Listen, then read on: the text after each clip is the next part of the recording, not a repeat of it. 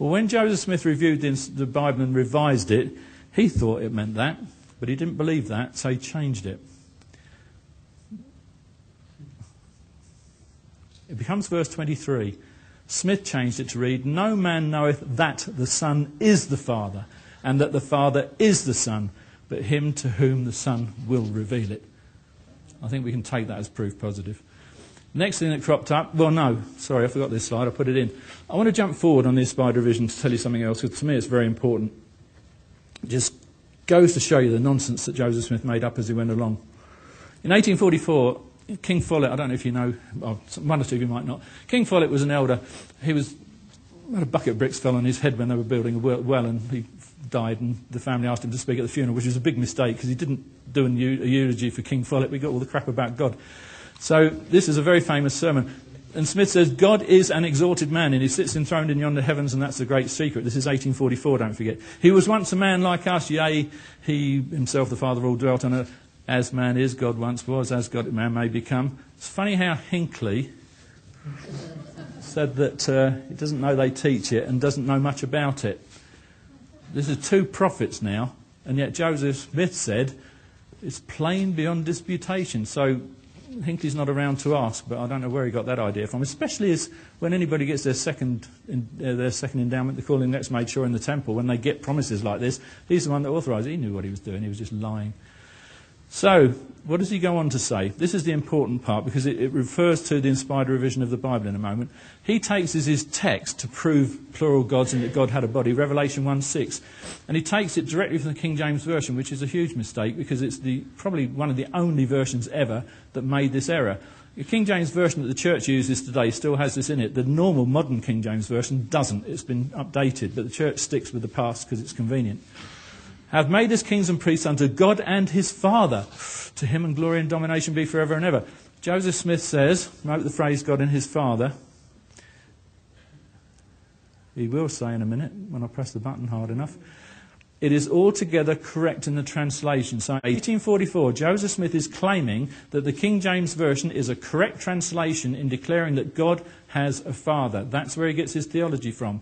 Smith either forgot or, as usual, completely ignored the fact that earlier, when he revised the Bible, he changed that because he knew, in his monotheistic mode, that in fact it was not true.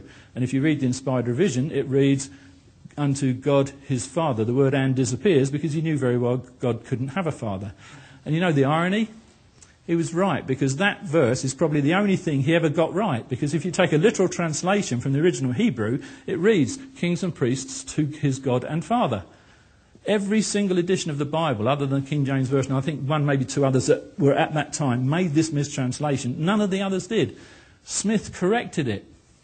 But later on, he changed his theology, so he reverted to the King James.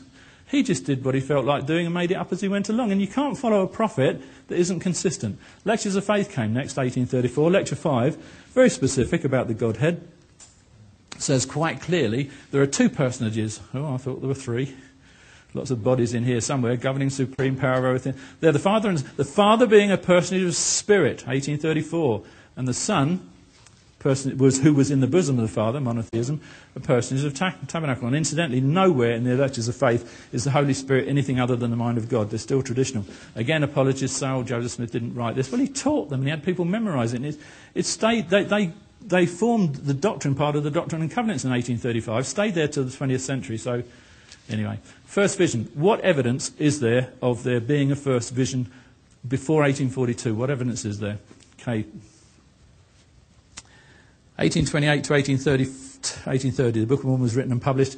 Nothing about a first vision. Would have made a good preface or introduction or whatever you want to put. 1832, the first anti-Mormon book came out. Nothing about a first vision. 1832 to 34, the Evening and Morning Star church newspaper was published. No first vision was ever mentioned. Book of Commandments came out in 33, the biggest and greatest one ever, wasn't included. 1834, Mormonism unveiled. Anti-Mormon book. First vision, not a mention. Nobody knew about it. 1834 to 35, Lectures of Faith were published, monotheistic throughout, God's an omnipresent spirit. The Latter-day Saints Messenger and Advocate was published, another newspaper for the church, 34 to 36, no mention of a first vision ever. 1837, A Voice of Warning, Parley P. Pratt. This is a missionary pamphlet now. It's more of a book at 220-odd pages, but they call it a pamphlet. Voice of Warning. It's got chapters on prophecies. It's boring. Don't bother to read it. Prophecies future. It's got a whole chapter on the origin of the American Indians. The church would have a problem with that at the moment.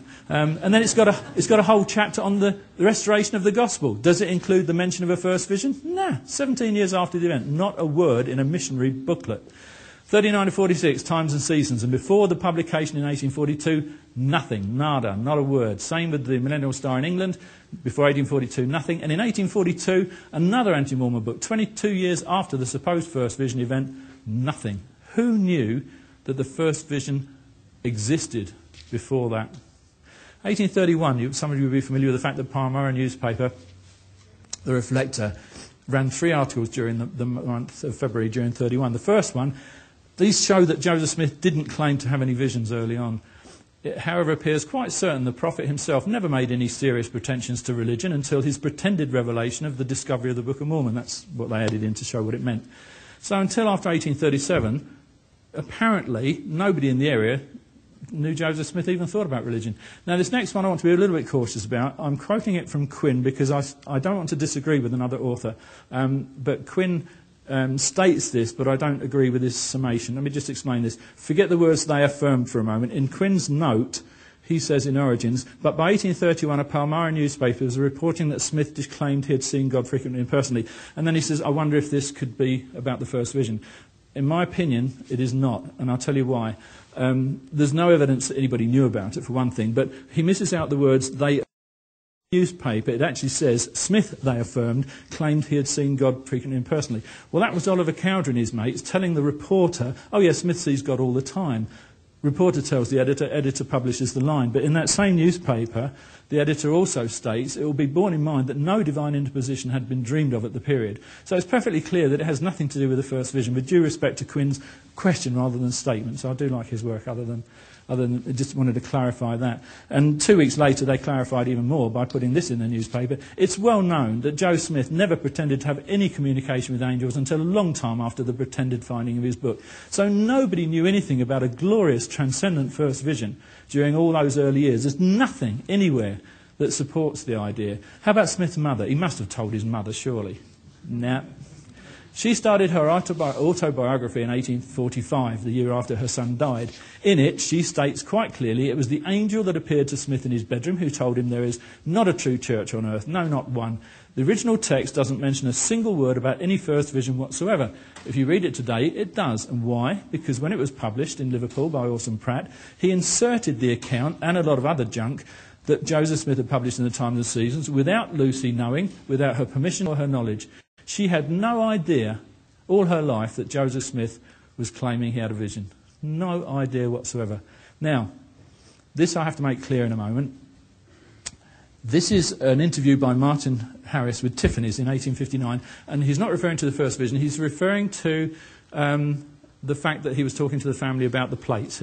Smith was trying to con him into selling part of his farm to support the publication of the Book of Mormon. So this is what Harris says happened when Smith was trying to get him to part with money. Joseph had before this described the manner of his finding the plates. He found them by looking at the stone in his hat, that he found in the well of Mason Chase, the one he used for the money digging.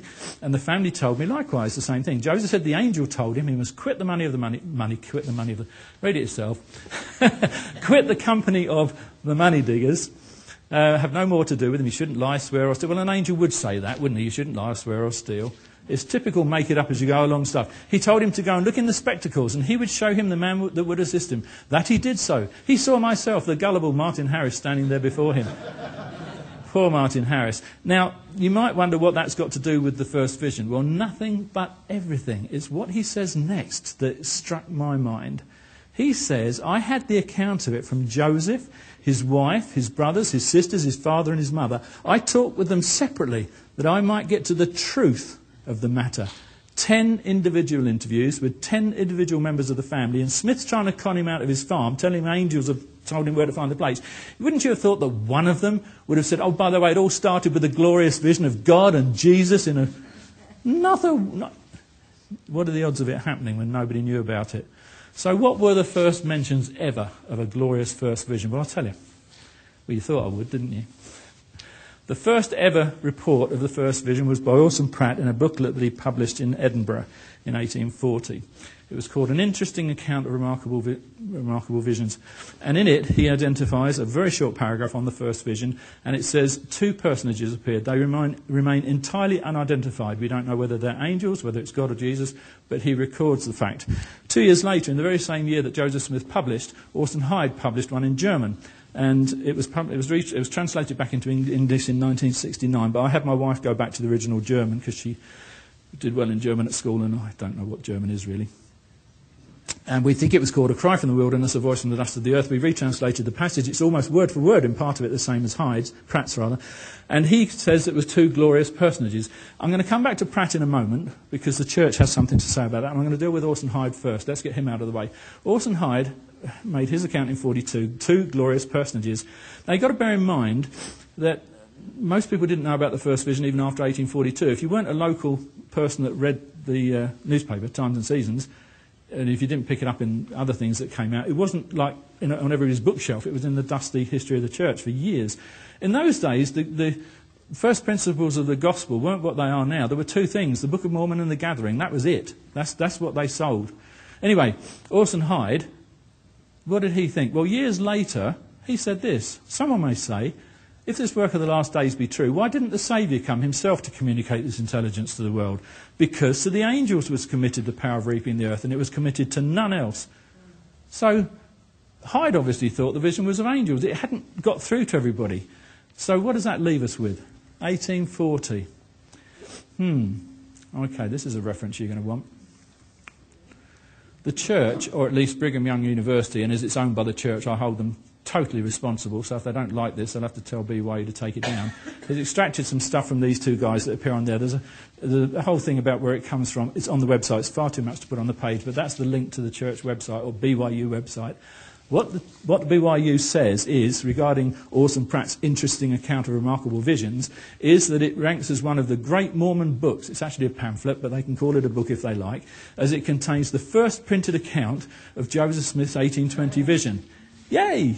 All my research, all those months, and they agree with me, so I got it right. It was the first account. I didn't find anything. I was scared somebody else would. You know, you stand up and you think, what if I'm wrong?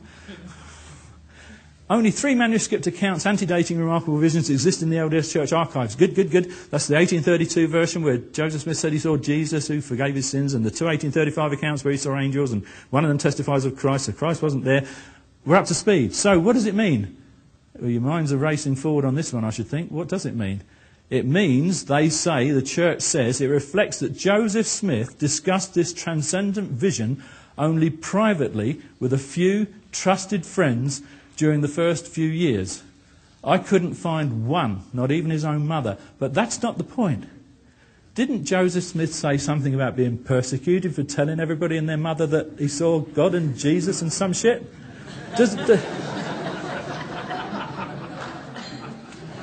Doesn't the header above verse 21, the most correct history ever written, say he was persecuted, heaped upon him? And doesn't Smith himself say he was hated and persecuted for saying, "I seen a vision"?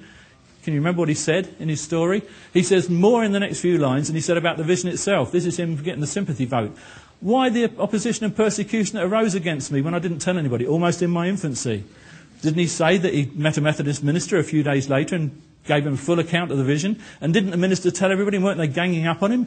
He says, my telling the story had excited a great deal of prejudice against me among the professors of religion and was the cause of great persecution. I was 14 years old and they continued to persecute me. What's going on? Bitter persecution, reviling, 14 years old. They were persecuting me, reviling me and speaking all manner of evil against me. I suffered severe persecution at the hands of all men.